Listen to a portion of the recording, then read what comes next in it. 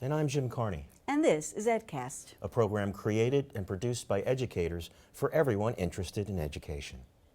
The New York City Department of Education has frequently stated its belief in the importance of parental involvement in schools, and it has created structures to ensure it.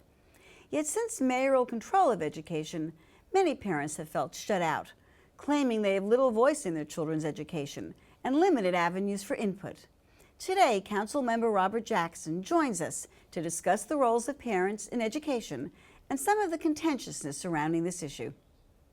Later on in the program, I go out into the field to gauge the sentiment of parent involvement from parents themselves. But let's begin with Linda and her guest in the studio.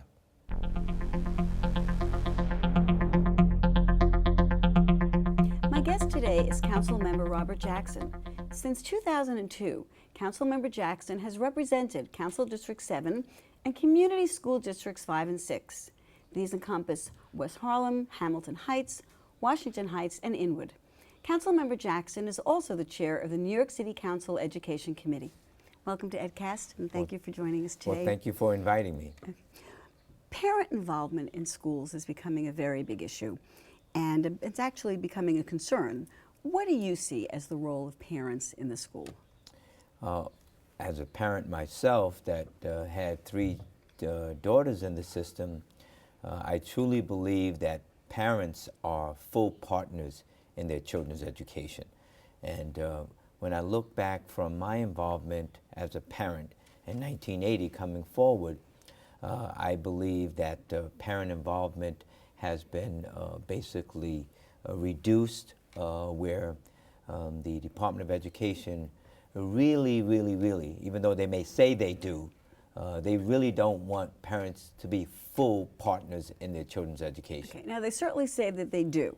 So you said now you think it's even getting to be less and less involvement. So what was in place before and what do we have now?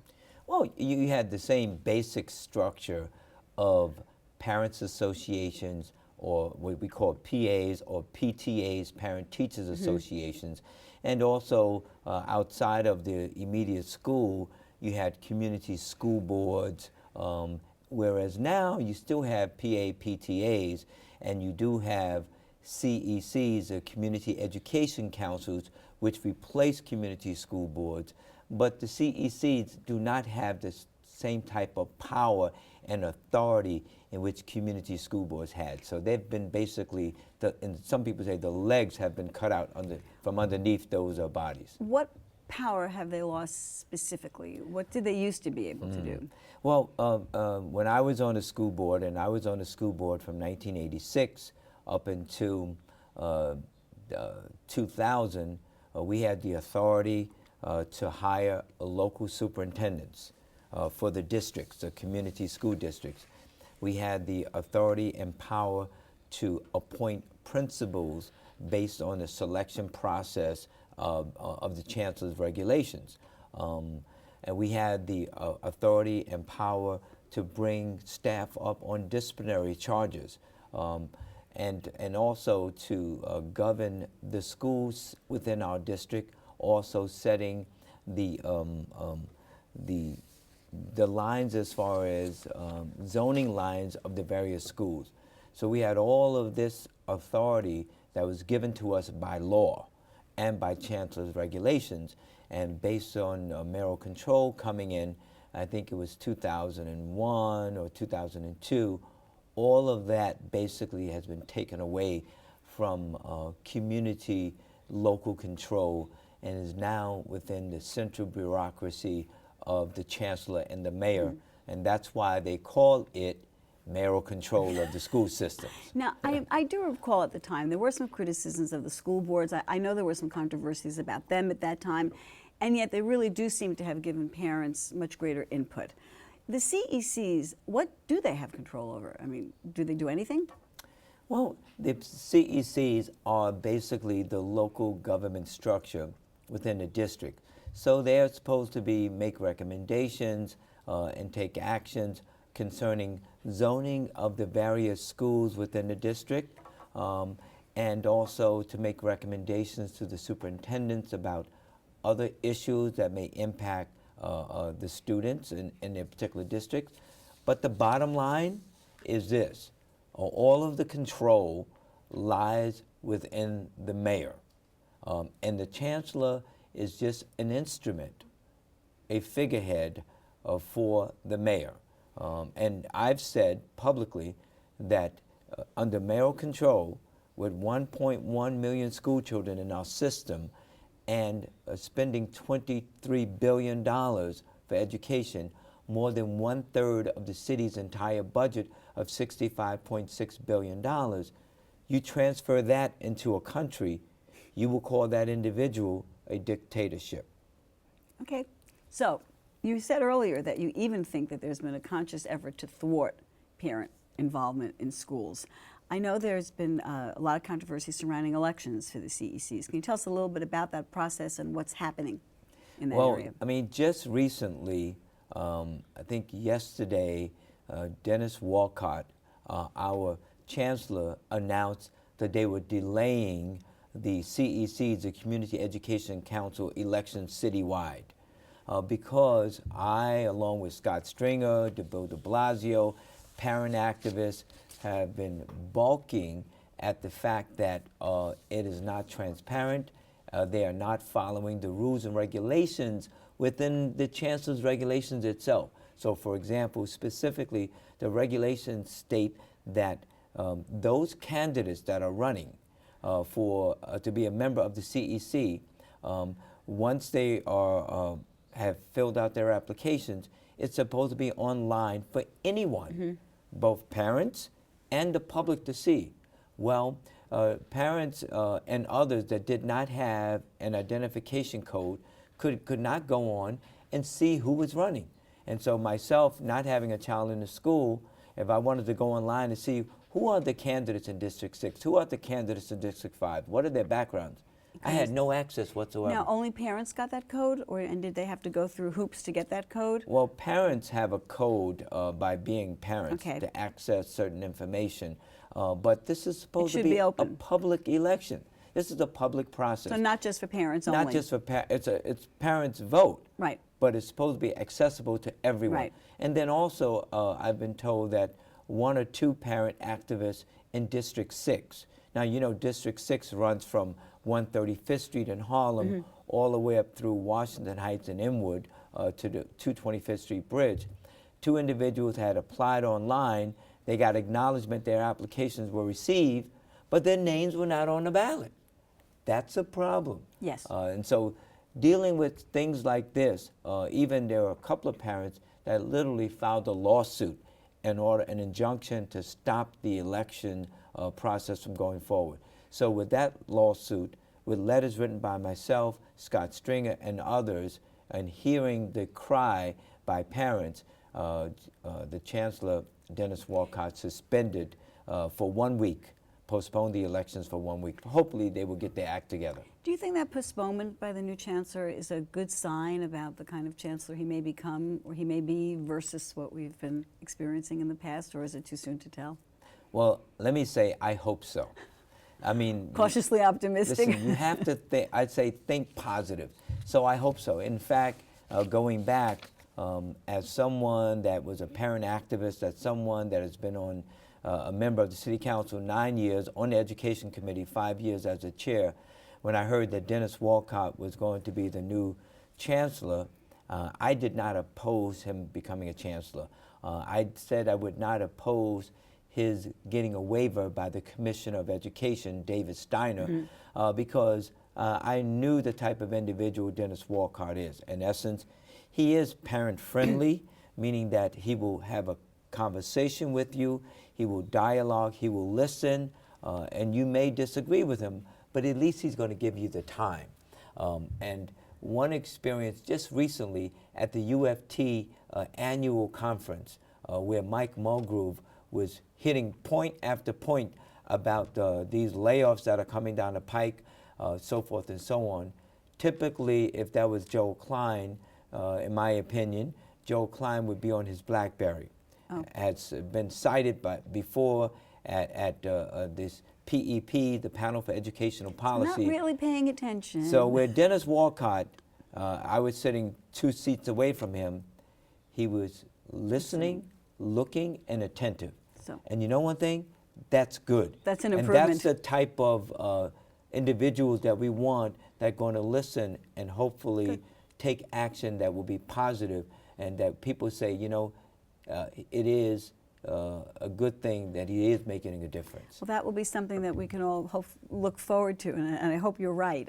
Going back to the parent involvement issues, there are a number of things, I mean, for parents to get involved, aside from the obstacles that the DOE may be setting up, are there other things that make the system hard for parents to navigate? I just think that parents are so engaged, right, at this point in time in trying to stay employed. Okay, so they have their own personal lives that are an Every issue. family has issues or concerns, but I say to you that, you know, compared to years before, more people are working longer hours, including myself. Some people are working 2 jobs, and quite frankly, they don't really have the time as they may have before. That's number one. And number 2 is the technology, because now they say, oh, you can go to the Department of Education's website. Go to the website. Well, you know, the average family of 4 in New York City earns about $51,000 a year. The average family in my district earns maybe $34,000, $35,000 a year. They may not have access to the internet at home. So to say they can just go online, you It's make presumptuous, yeah, certainly. you make the assumption that people have access to go online. That's not the case. And then again, you have to be able to know how to navigate the system online. So those are things that get in the way.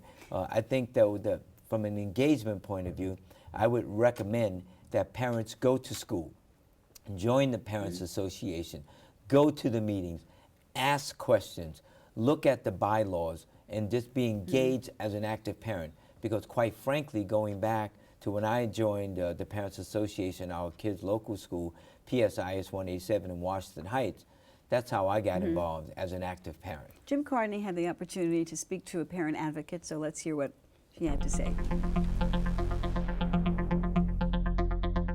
Recently, Riverside Church in Harlem was the site of a new film advocating for education reform. Prior to the screening, I caught up with Lisa Donlan, an education advocate from District 1 in Lower Manhattan. How would you characterize the state of parental involvement in education in New York City right now? Parental involvement in New York City public schools is at an all-time low.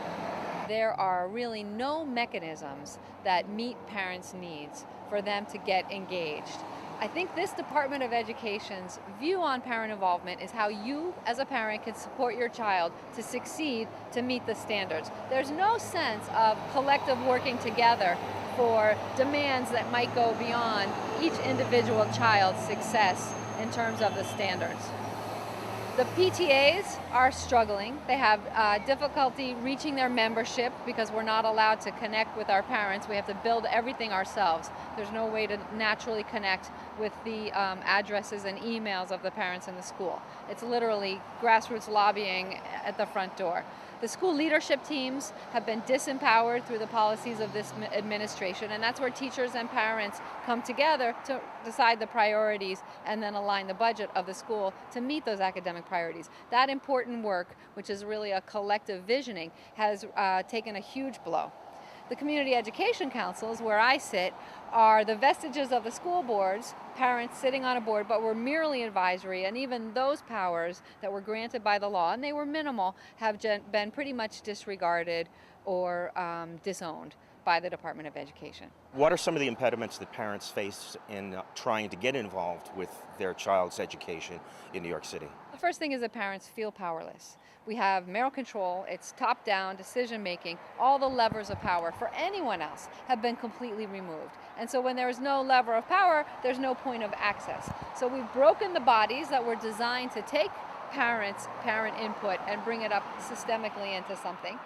And then we've made the ones that do exist largely powerless. So how long can people keep pushing against the same obstacles before they eventually tire? Another thing that's happened, I think, is we've lost institutional memory. As parents age out, as their children get older through the school system, people have less and less of a vision of what was or what could be, and they're really buying into a lot of the rhetoric which says your job as a parent is to support your child in meeting these academic standards, just as that's what they're trying to limit the school's engagement with the students and families as well on that level.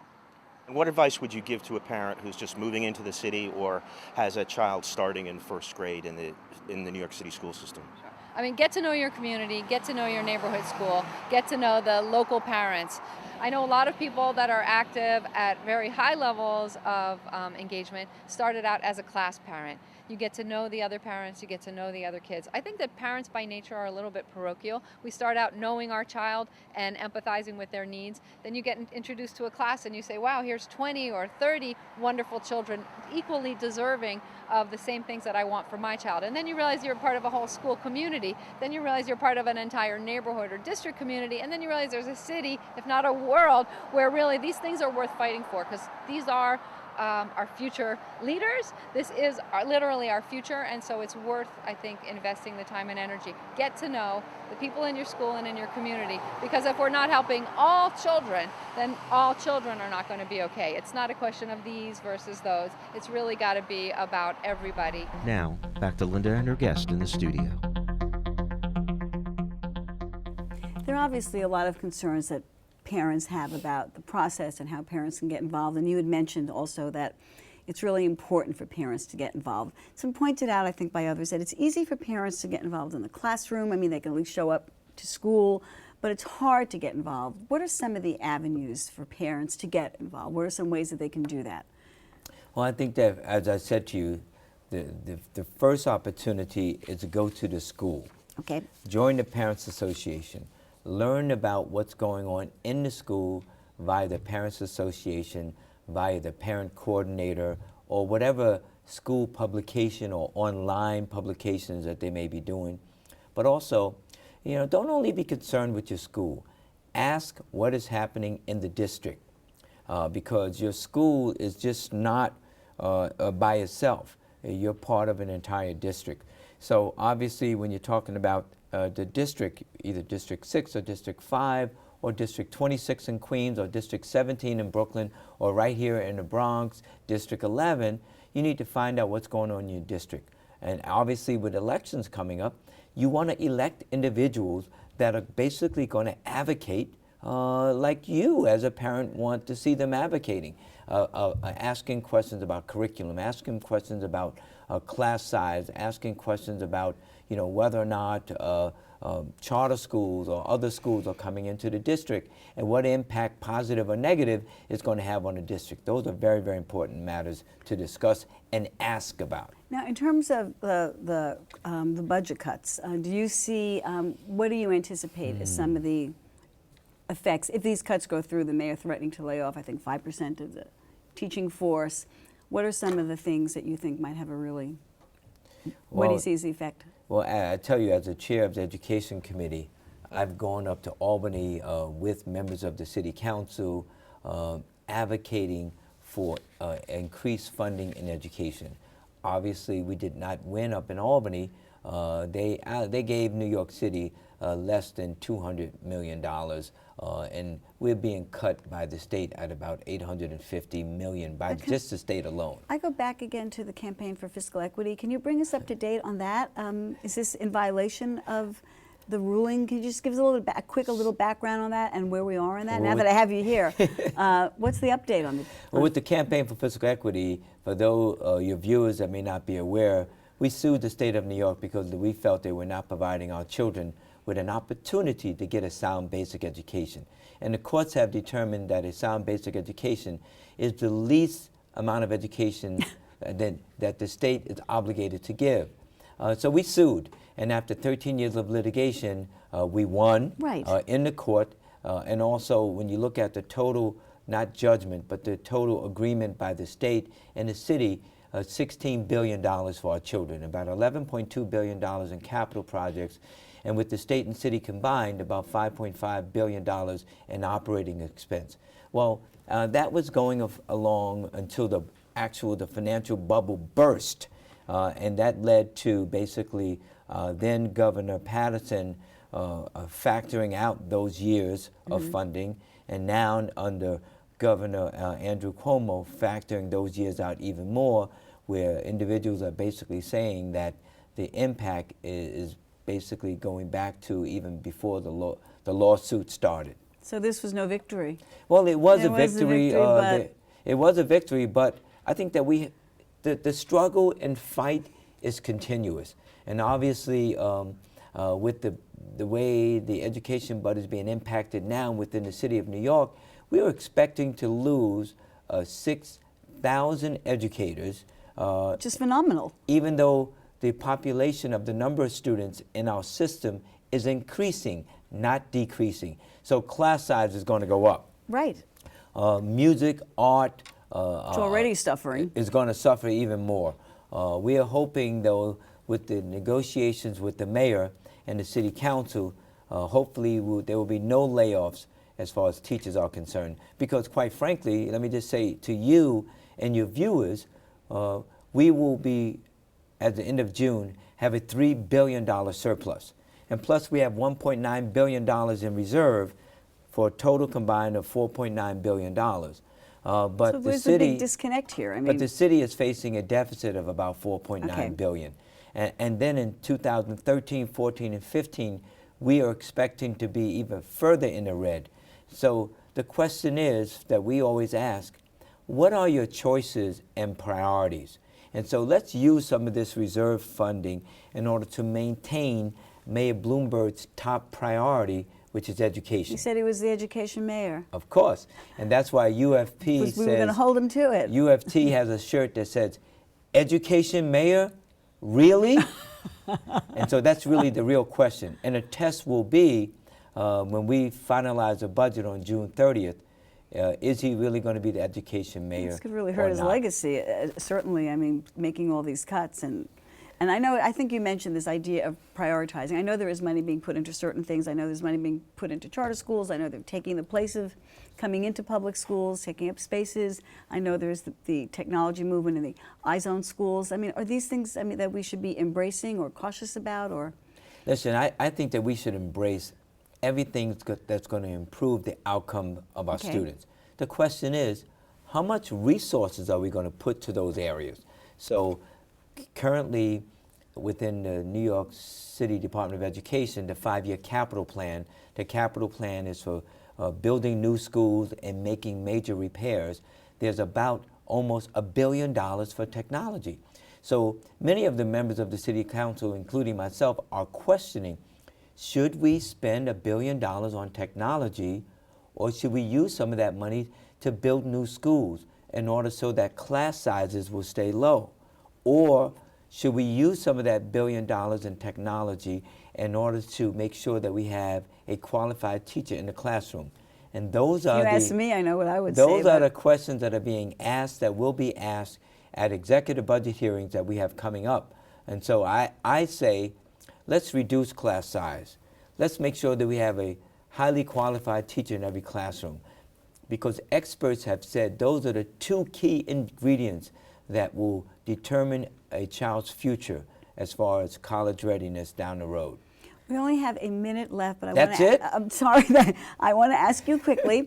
The election will come next week or the week after. It will come, it will go, but this issue of parent involvement is going to remain. So in a minute left, we are going to put some websites up at the end of this interview that will direct parents where they can go for information. Sure. But from your perspective, what would you recommend that parents do to have a greater voice in what's happening in their child's classroom and in the school system in general?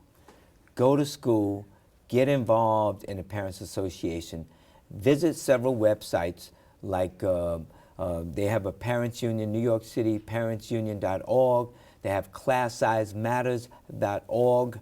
You have InsideSchools.org.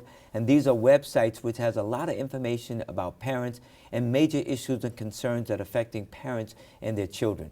So that's what I ask you to do. Get engaged, get involved, and stay involved, because an involved parent means that your children will be successful down the road.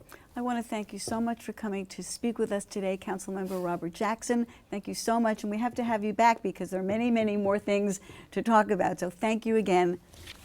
Well, thank you for inviting me. I appreciate it very much. Please. And please don't go away. We'll be right back with our Ed Bites.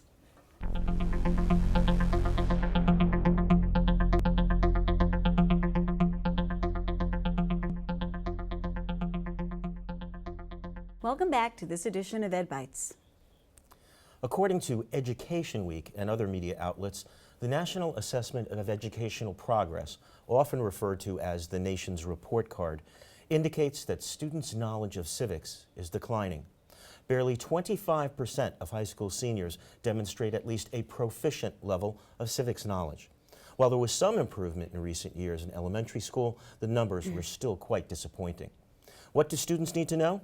The framework of civic knowledge focuses on categories such as the foundations of the American political system and how our government embodies the principles and values of American democracy.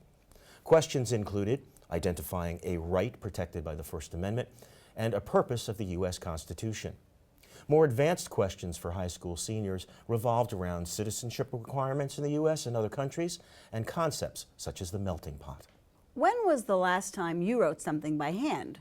And was it in block letters or script? Cursive writing, it seems, is fast becoming an oddity to young people who write on computers and smartphones.